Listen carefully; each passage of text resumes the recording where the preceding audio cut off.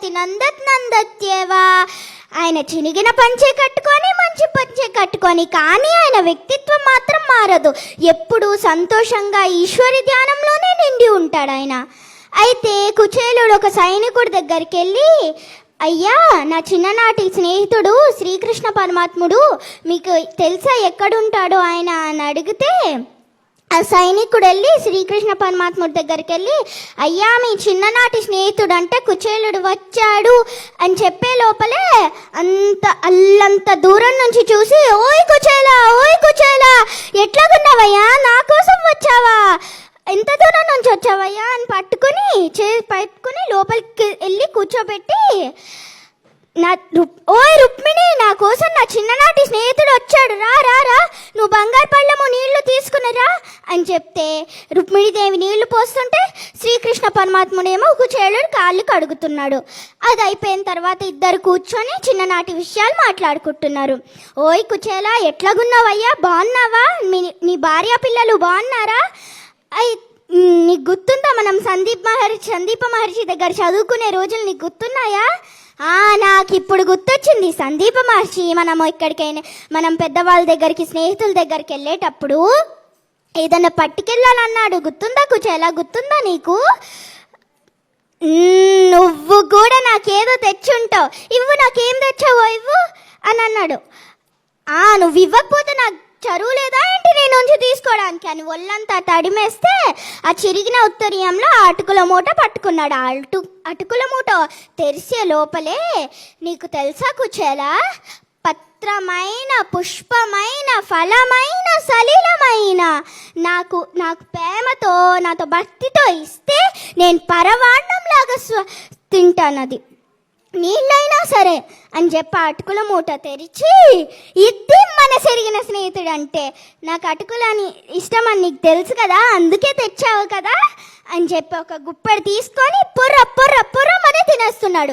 ఎట్లా తింటున్నాడంటే, మురహరుడు పిడికెడు అటుకుల కరమొప్పగా నారగించే కౌతూహలి అయి, మరి ఒక పిడికెడు కొలతగ కరమప్పుడు పట్టె కమల కరకములములన్. ఒక పిడికెడు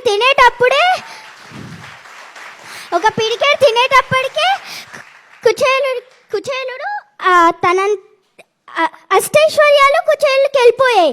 ఇంకొక పిడికెడు తింటే తనని తాను గుడిచ్చేసుకుంటాడని తినలివ్వలేదు.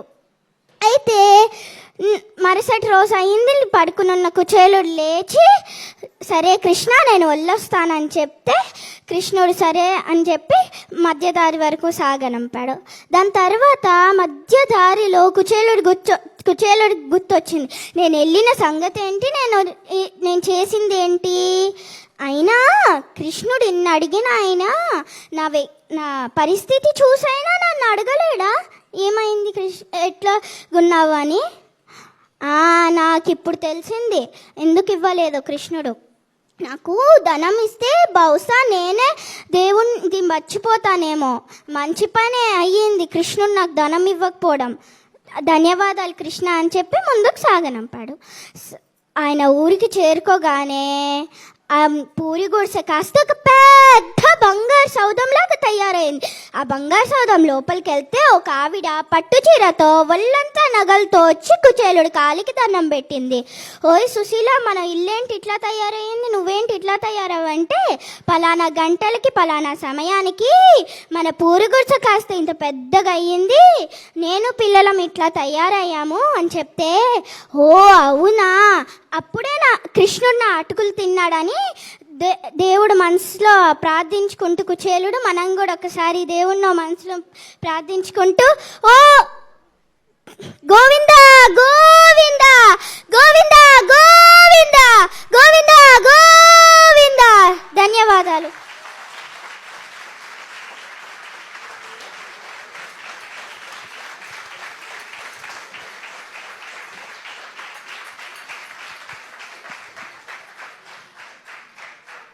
శ్రీనిధి ఈశ్వర కుచేల అని పిలవంగానే కృష్ణ పరమాత్ముడు తలుపు తెరుచుకొని లోపలికి వచ్చేసాడండి మన కార్యక్రమానికి. చాలా బాగా చెప్పింది.